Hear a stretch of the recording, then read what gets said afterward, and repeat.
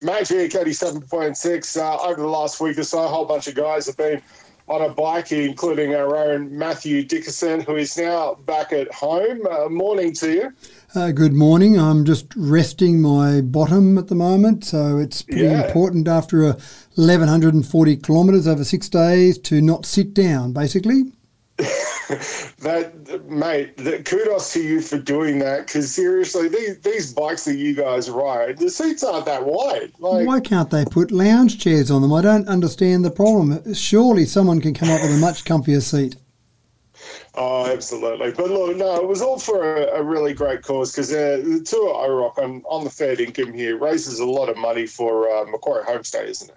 Yeah, that's right. And this ride, we haven't finalised everything yet. We've got donations still coming in, some fundraisers that we had as we went around the whole tour.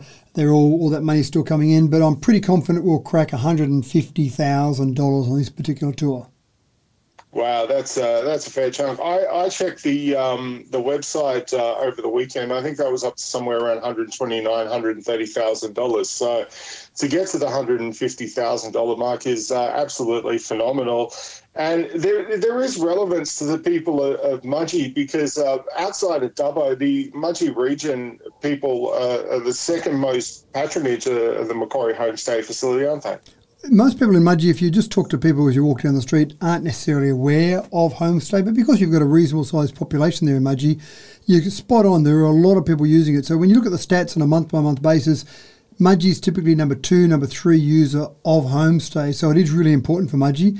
And you had 2 local Mudgee riders in the event this year. You had Dr. Alex Gannam, who was with us, and you also had Chris Freeman, so 2 Mudgee locals.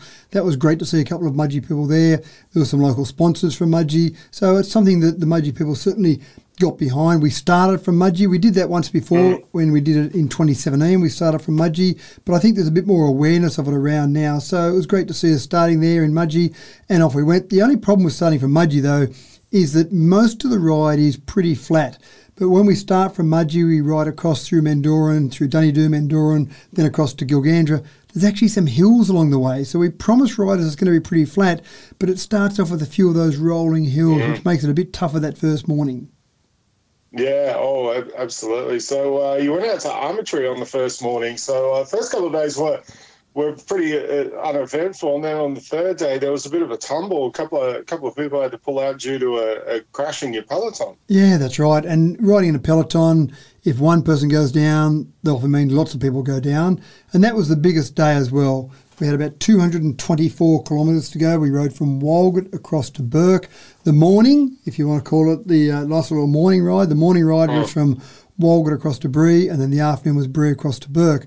But getting close to Bree, we'd already ridden close to 100 kilometres by this stage. So you can imagine you start early in the morning, people are starting to get a bit tired, you've got to concentrate, and one person in the peloton just lost a bit of concentration, clipped a wheel in front of him, and then he went down, and that took 6 riders down in total. One of those riders was knocked out, so when he regained consciousness, he was all okay, but he was then ruled out for the rest of the ride. We had medical staff on board there. We had a paramedic there with us, so he was ruled out immediately.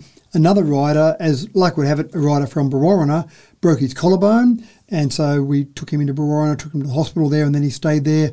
And another rider damaged the muscles just behind the ribs, so it made it pretty hard for him to breathe. So in the end, 3 riders were ruled out of the 6 that went down, and the other 3, including myself, continued on the journey from there. So it does highlight, it's a tough ride, it's a large distances, daily rides, as I say, around that 224 kilometres on some days.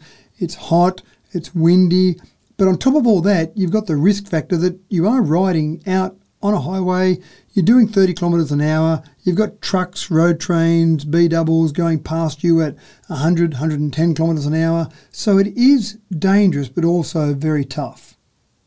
Yeah, I was going to say that would be the scariest thing, having a road train or a B-double fly past you, and that kind of, that, really it's kind of supersonic kind of sound that goes past you, But I suppose during the ride, you kind of get used to those kind of sounds, don't you? Well, the sounds are one thing, but it's the huge wind effect that you see from those trucks. So the ones going past you in the same direction are not so bad. It's the ones that come towards you.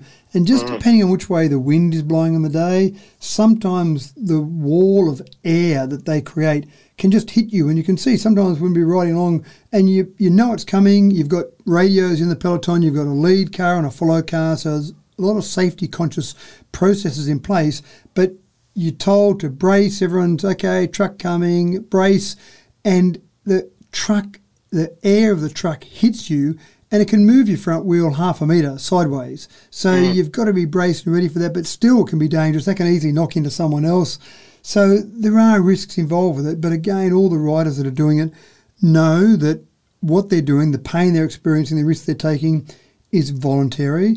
And at the end of the day, they can get off their bike and everything starts to get better again. But for the people using Macquarie Homestay, then they know that it's not quite so easy for them. A lot of people use Homestay for cancer treatment, for example. You don't have the option just to get off the bike and stop the pain.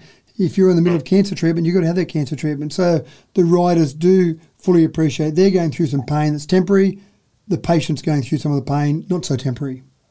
Yeah. Well, you rest up and recuperate. And look, we'll give you a couple of days off here at Magic before we get back into the tech talk. Appreciate that. Look, Thursday. How does Thursday sound? We'll get you back on the radio. You should be recouped by then. Absolutely. As long as I get about 40 hours sleep between now and then, I should be right.